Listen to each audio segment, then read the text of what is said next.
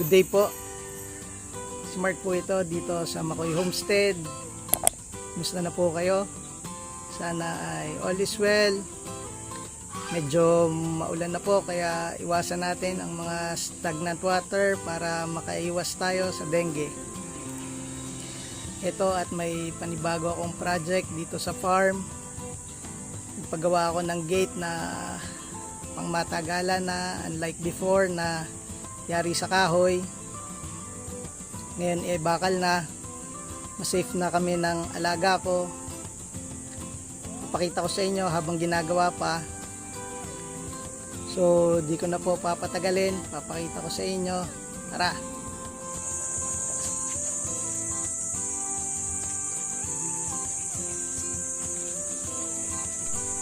Tinanggal muna namin ang laman ng bodega habang nag-aantay kami sa gate.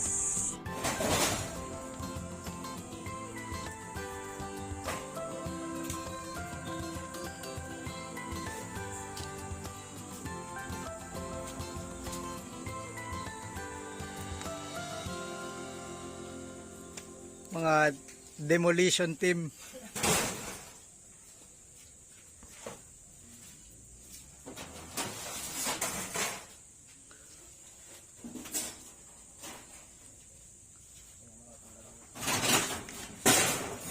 Wala na.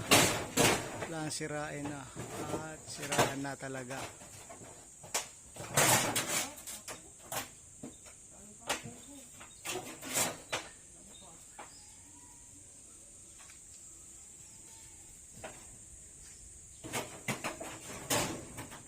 I-knockdown na.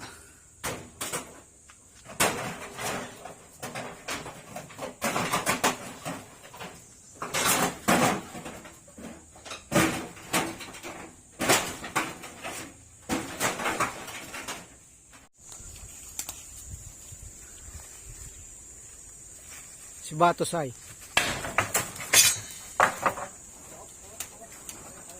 Wala kasama?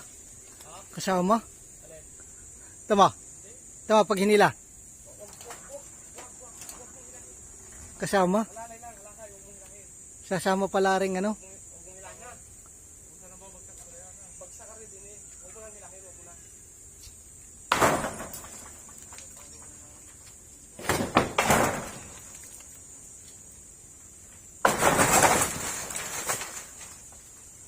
Ang kuryente.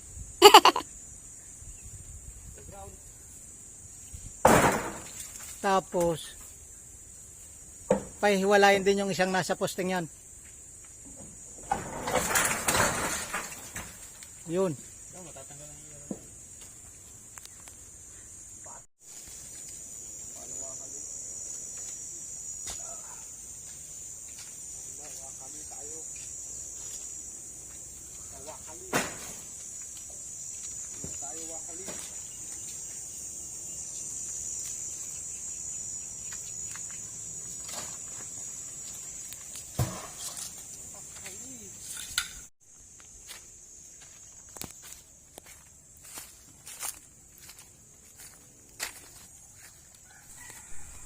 Pagtapos na malis ang bodega, maiiayos na yung bakod dahil nakaharang sa boundary ng lote.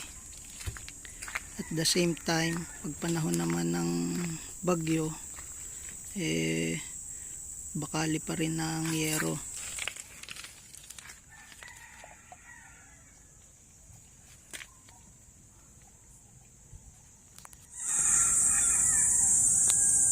Ito ang itsura ng gate na papalitan. Nakain na siya ng anay. Hiwalay na sa baba.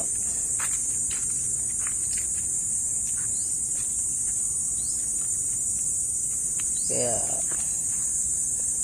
although siguro papasok na ng 2 years ito, kaso talaga pag ang ginamit mong material is kahoy, lalo na nasa ulan, naakyat pa ng anay na galing sa lupa, pang temporary lang talaga, kaya papalitan na. Ito naman after naming masira yung bodega, na i-align na namin yung bakod, which is naka-temporary lang din, wala pa yung barbed wire. Ito yung distance ng mailipat namin sa muhon. Kasi kaya nga hindi dati na ilagay yung bakod ng ayos, kasi nandito pa yung bodega. Total pasira na rin siya, babagsak na rin yung bubong niya, kaya dinimolish ko na. So kinorek, kaya dito ilalagay ang gate sa malapit sa may garahe naman, malapit na. So at least yung mga sasakyan na kailanganing makapasok, may papasok ko na ngayon, dahil ang magiging entrance nito is pwede siyang pumasok dito. Nilakihan ko yung gate para kahit malaking sasakyan kasya. So ito yung magiging point of entry, yung area na yan dito. Konti na lang, matatapos na yung gate.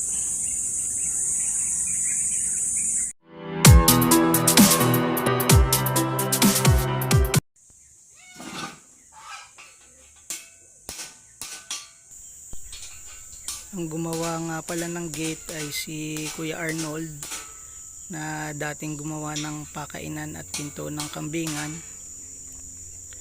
Nakita kong magaling siyang gumawa, kaya siyang pinagawa ko ng gate. Kaya kung kayo po ay interesado din magpagawa sa kanya ng kahit anong ironworks, mapa gate, bintana, balustre, ilalagay ko ang contact niya dyan sa description below.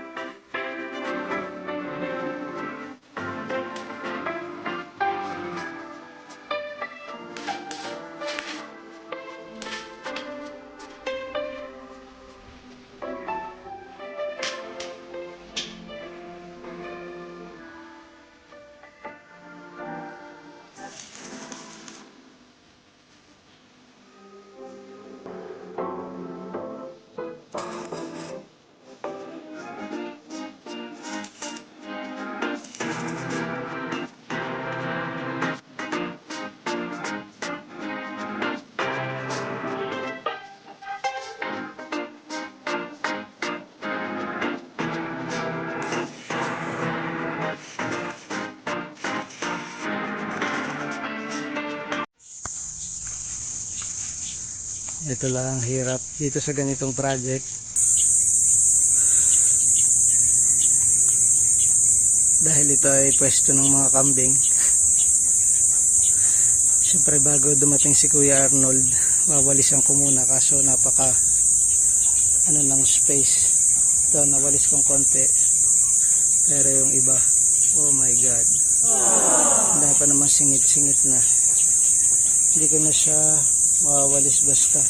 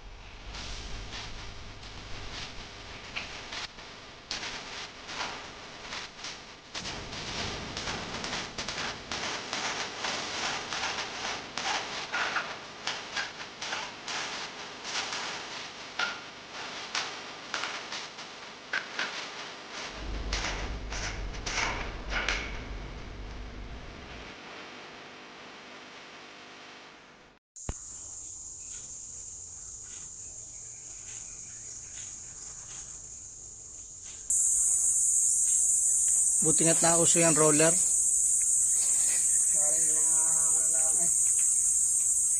Kung brush malaking alwan ng roller.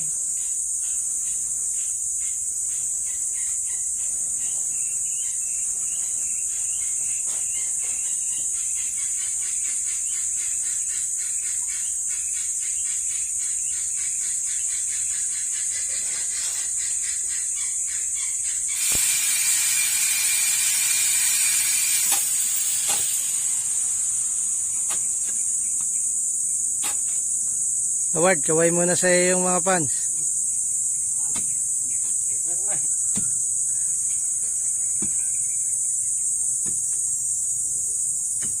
Daig ka ni Limbo. Si Limboy talagang nakakaway pa yon.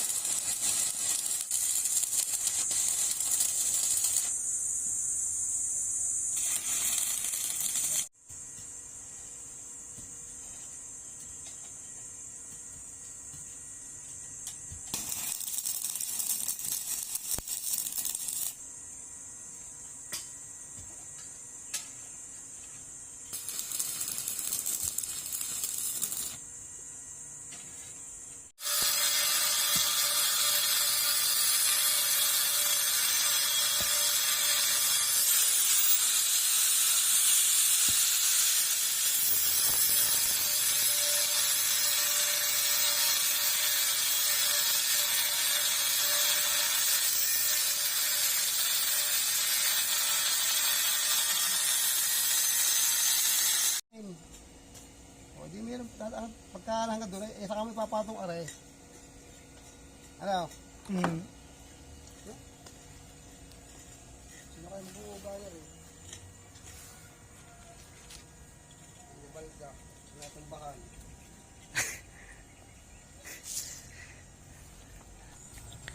Nakaset up na yung isang tubo. So set up na lang yung sunod. Nasa yun, sa loob. Sinusukat lang ni Kuya Arnold kung kakasya ang gate sa pagitan. Pero ganyan ang itsura sa ilalim.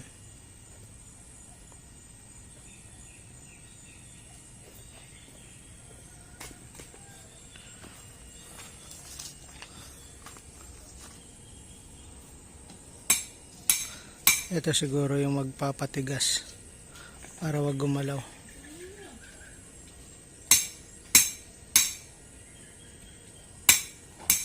Ward.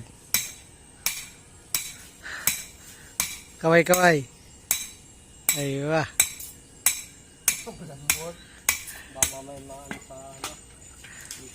Baka dito ka madidiscover sa talagang uso ngayon. Star Circle o PBB. Iban mo yung Na-welding na ang poste. Ayan ang sa kabila. Ayan ang magiging size ng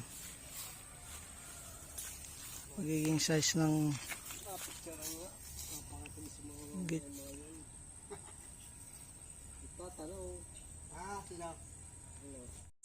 Alas 12, tumigil yata ako. Alas 12, ay yung mga bumusang ulan, mga alas 7 naburos na kahapon. Basa nga sila, Ajit. Ayun na lang, Hawad. Kaya nga, natin sa iyo.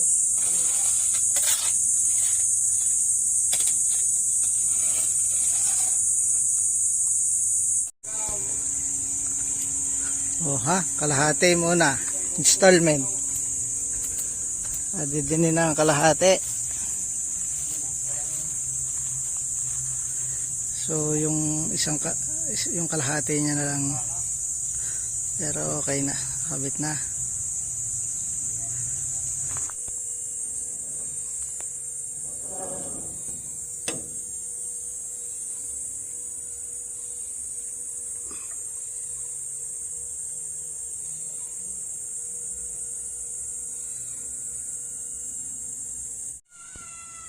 Sorry guys, hindi na kayo makakalagpas. Nihigpitan na. Uy, hapit na hapit. Sintigas ng bato. Sintibay ng simento. Aywa, mga malalakas. Malalakas mag-dribble.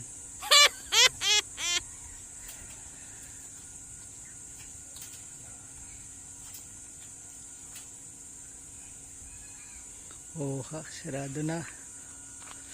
Tsaka ako napapasimentohan ng bakod. Hagwire muna. Tsaka ako napapasimento ang side na ito. Pagka tumama sa loto.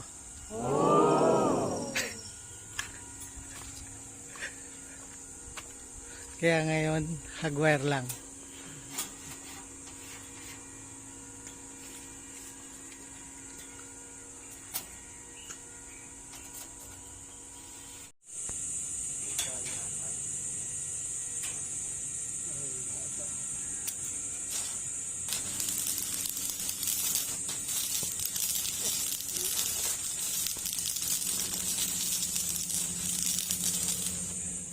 So ayan, natapos na ang gate. May primer na siya. Saka na lang ulit pipinturahan ng final pag may budget na ulit. So ang pinaka gusto ko dito sa project na ito is meron siyang mailbox. So hindi na mababasa yung mga bills na dumarating. Tapos Meron siyang initials which is MH for Makoy Homestead. And then parang tribute na rin siya sa aking lola dahil ang name niya ay Maria Hernandez. At sa kanya nagsimula talaga ang pag-aalaga ng hayop at saka pagtatanim. Kaya kung nasan ka man lola, sana gagabayan mo kami parati. At saka salamat sa lahat ng naging parte ng project na ito, lalo na sa pamilya ko, sa suporta. Thank you guys for watching. Sana po ay nag-enjoy kayo. Hindi pa po kayo nakasubscribe, subscribe lang kayo. And then kita tayo ulit sa sunod na video.